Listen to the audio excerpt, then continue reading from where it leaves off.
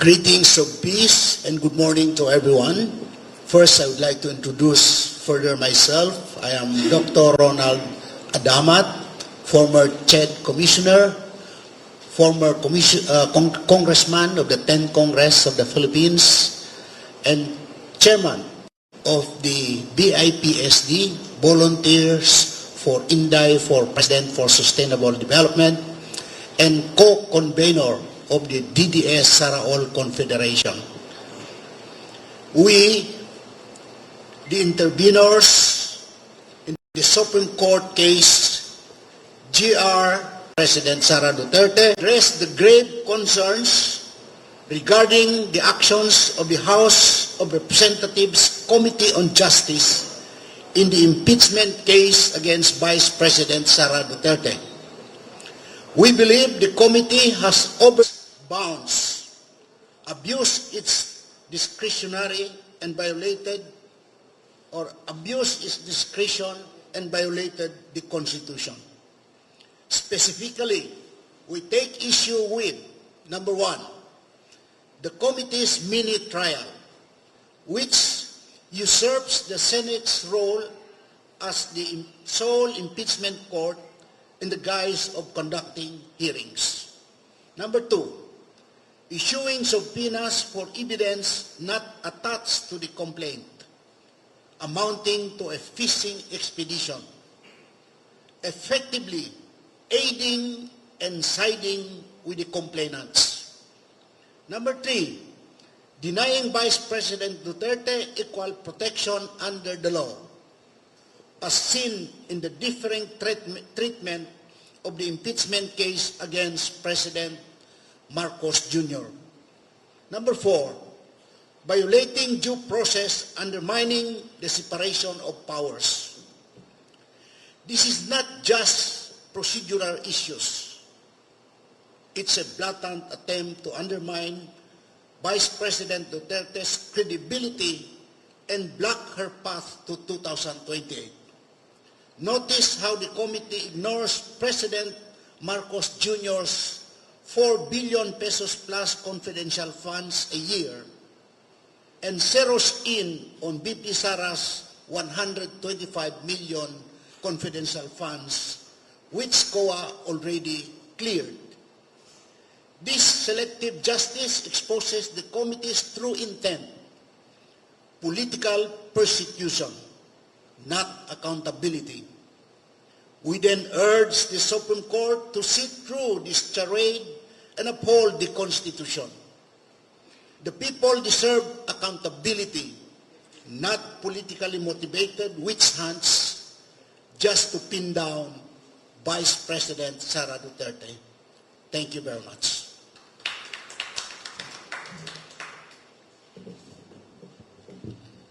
For the second statement, let me now call on our Secretary General of the One Bangsa.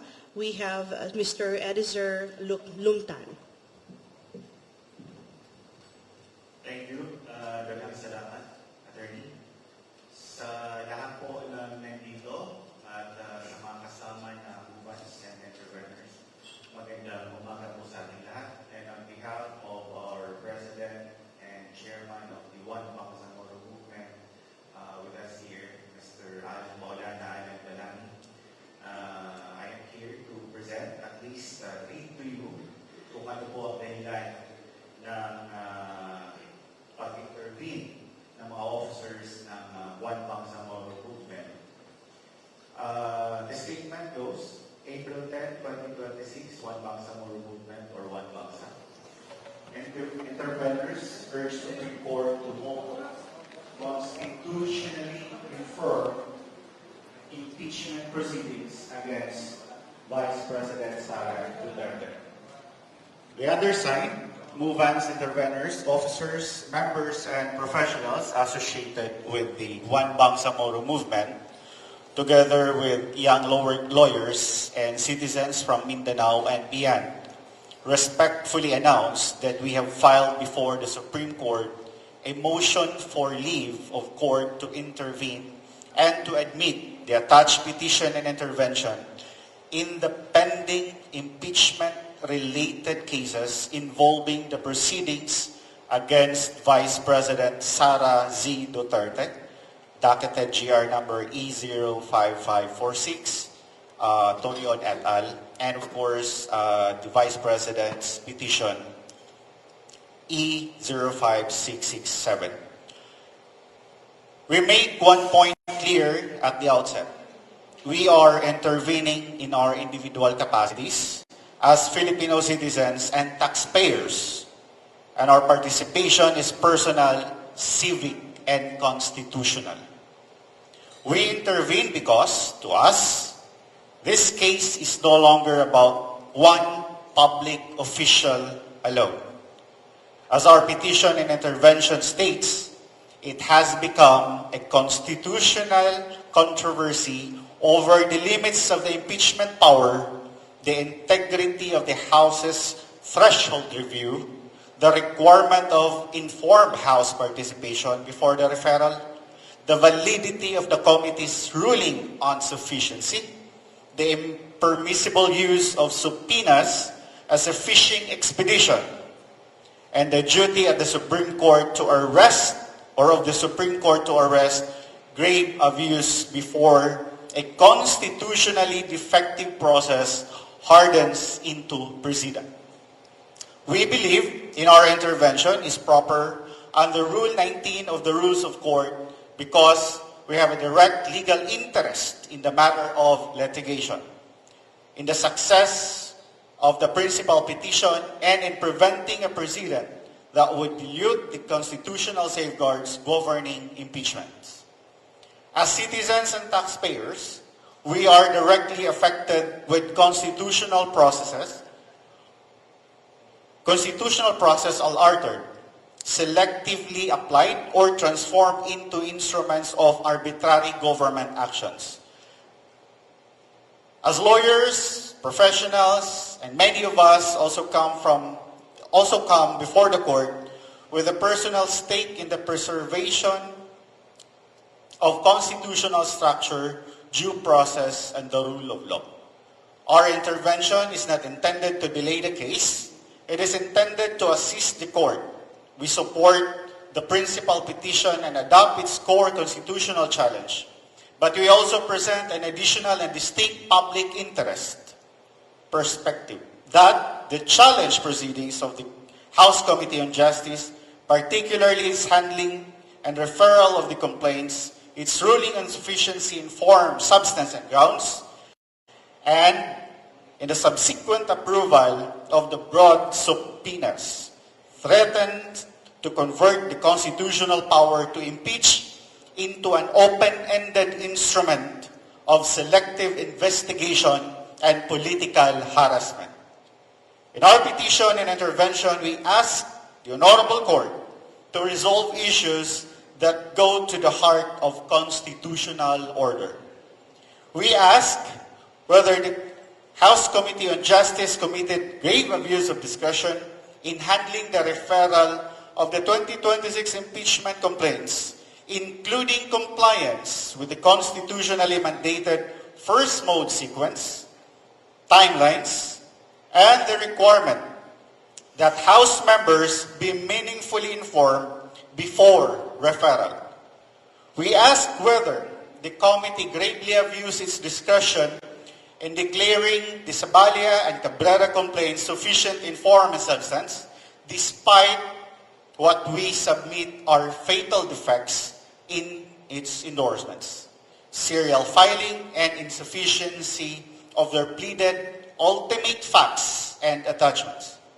We also ask the committee gravely abused its discretion in declaring those complaints sufficient in grounds on 18 March 2026, despite the absence, in our view, of sufficiency, clear and convincing evidence in the pleadings and relevant documents then on record. Relatedly, we ask whether the committee thereafter acted arbitrarily in moving to hearing proper and approving compulsory process in order to search for proof that the complaints and their supporting materials should already have contained.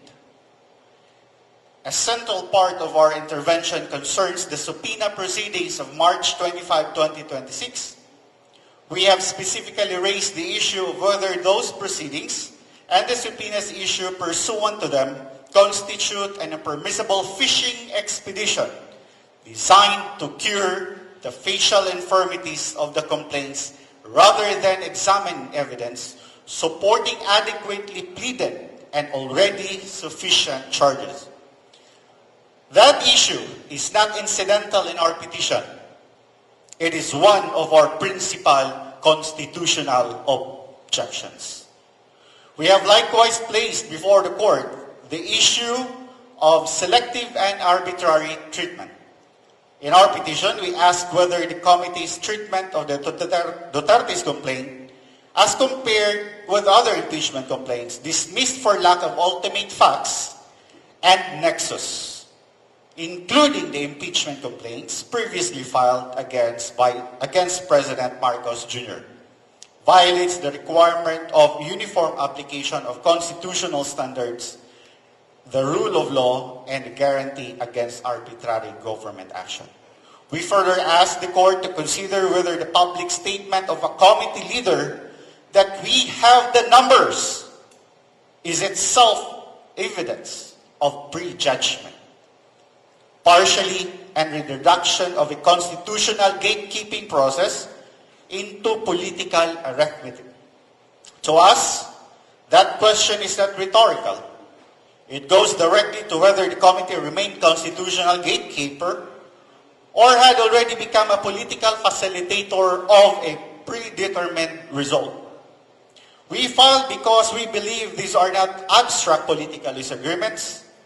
They are live constitutional questions involving Article 11, the Due Process Clause, and the Supreme Court's expanded power of judicial review under Article 8, Section 1. Our position, as reflected in our petition, is simple. Impeachment is not above the Constitution, and the House's exclusive power to initiate impeachment is a power bounded by constitutional sequence, constitutional evidence, constitutional fairness, and constitutional restraint. Coming as we do from Mindanao, from the Bangsamoro, and from the communities where public confidence is constitutional order and equal treatment matters deeply, we believe our voice has singular value. We know from live experience that when constitutional processes are bent,